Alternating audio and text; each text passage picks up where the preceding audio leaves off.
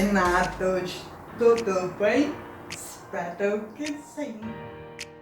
Apetitos de todos. Criem uma playlist com vários episódios sobre a minha vida, no qual o primeiro episódio apresento uma convidada muito especial, a minha mãe, para falar da sua experiência e desafios ao ter um bebê com paralisia cerebral (PC).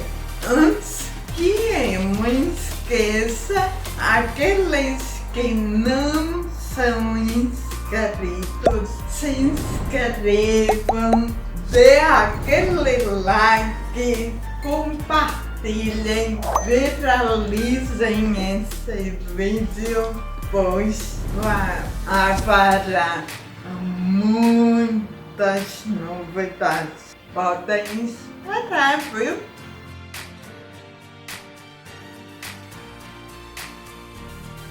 Primeiro episódio teremos uma convidada muito especial, que é a minha mãe.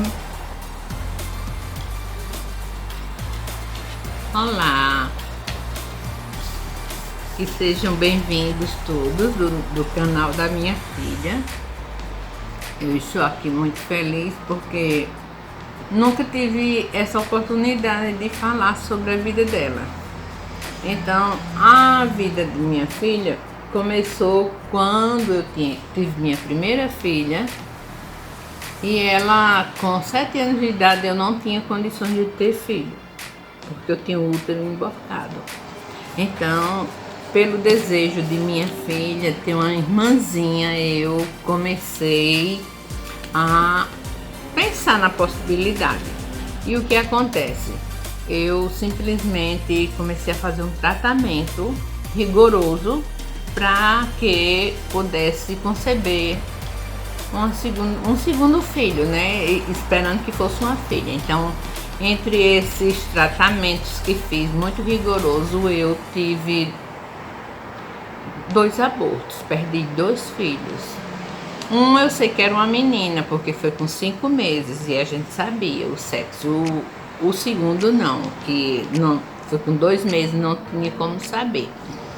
Porém, eu engravidei, eu fazia faculdade nessa época, eu tive uma gestação muito conturbada, essa gestação foi muito assim, preocupante. Muitas vezes deixei de trabalhar para ficar em casa de repouso absoluto, porque eu perdia muito líquido, e aí foi segurando e mantendo, e até então chegar o tempo de tê-la. E quando tive, minha primeira filha já tinha 7 anos de idade. Eu muito leiga, mamãe leiga na época, que na época eu era leiga, sim, não sabia de nada que tinha acontecido. Minha filha nasceu, foi um prolapso de cordão. Naquela época não tinha facilidade, não tinha como fazer ultrassonografia, e eu não tinha condições. Então minha filha nasceu com um prolapso de cordão na última rodada que ela deu. Então partiu o cordão umbilical e ela ficou sem oxigênio, passou 12 horas na incubadora sem chorar. Ela ficou sem oxigênio, e eu leiga. Todos os dias descia a pediatra e uma psicóloga para me dar, assim, para conversar comigo. E eu, muito leiga, chorando com uma depressão pós-parto. Eu simplesmente, quando elas vinham conversar comigo, eu dizia, eu já sei, eu sei. Mas eu dizia que sabia porque eu pensava que minha filha ia morrer. Elas queriam me dizer que minha filha ia morrer, eu não aguentava. Elas diziam, então foi passando o tempo e assim foi, até eu sair do hospital com ela. Eu saí do hospital com 8 dias, porque eu implorei a médica para sair, porque eu não suportava mais de tanta depressão. E minha filha ficou mais de um mês. Eu ia todos os dias lá tentar amamentá-la e ela não conseguia sugar. Mas eu fazia a minha parte. Eu desmamava, deixava lá para que alguém pudesse dar ela. E assim foi. Quando ela foi liberada, recebeu alta, eu simplesmente fiquei em casa 3 meses com medo, porque ela lá no hospital teve várias crises de epilepsia, que eles dizem. Mas quando ela chegou em casa, nunca teve. Mas eu fiquei 3 meses revezando com minha irmã na cama. Uma passava uma metade da noite e a outra metade. Então a gente ficava esperando, olhando para ela. Então o que acontece? Minha filha foi muito bem desejada, foi desejada demais. Porém, fiquei com minha filha, cuidando e levando. Nessa época onde eu morava não tinha clínica de reabilitação. Eu levava para onde eu podia. Eu era motorista dela e levava, eu me dediquei totalmente, deixei de fazer tudo o que eu fazia, de trabalhar, de ensinar, que eu ensinava na época. Eu era formada em letras, me formei em letras, depois em ciências contábeis. Deixei tudo para me dedicar à minha filha.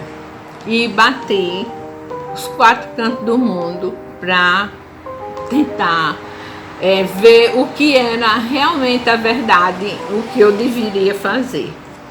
Então, eu vi e aprendi e concluí sendo uma médica, entre aspas, sem certificado, né? Porque eu vivi com minha filha a prática, enquanto muitos médicos não têm a prática, eles têm a teoria. Então, corri os 4 cantos do mundo, fui com ela onde eu pude. Até onde eu pude, eu fui. Ia, e minha filha era uma pessoa com limitações, que ninguém sabia na época, não sabiam avaliar nas escolas. Então, evitei de levar para escolas especiais, que eu tinha condições até, ela tinha condições de ir para uma escola especial sem precisar de pagar, mas eu precisava levá-la, eu preferi levá-la para uma escola normal, não por discriminação, não por isso, porque eu sempre, como mãe, como eu disse, eu tinha prática e vi o quê? Se minha filha fosse para uma escola especial, ela não iria ter crescimento, ela iria ver pessoas do tipo dela, até menos, até assim, com mais dificuldades. Então eu preferi levar para escolas normais. E foi assim. E quando eu via que ela estava bem acomodada naquela escola, então eu já tirava e já levava para outra, porque todos os professores me chamavam para saber como iria avaliar, e eu sempre quem dizia como tinha que avaliar. Por quê? Eu queria que minha filha fosse uma pessoa avaliada, claro que não como uma pessoa normal, sem limitações, porque ela tinha as limitações, ela tinha as dificuldades, as lentidões, então ela não poderia ser avaliada como uma pessoa que tem uma prática rápida, né? Mas eu queria que ela fosse avaliada normal, psicologicamente, né? O QI dela eu queria que fosse avaliado normal. Então, foi assim que eu sempre ensinei.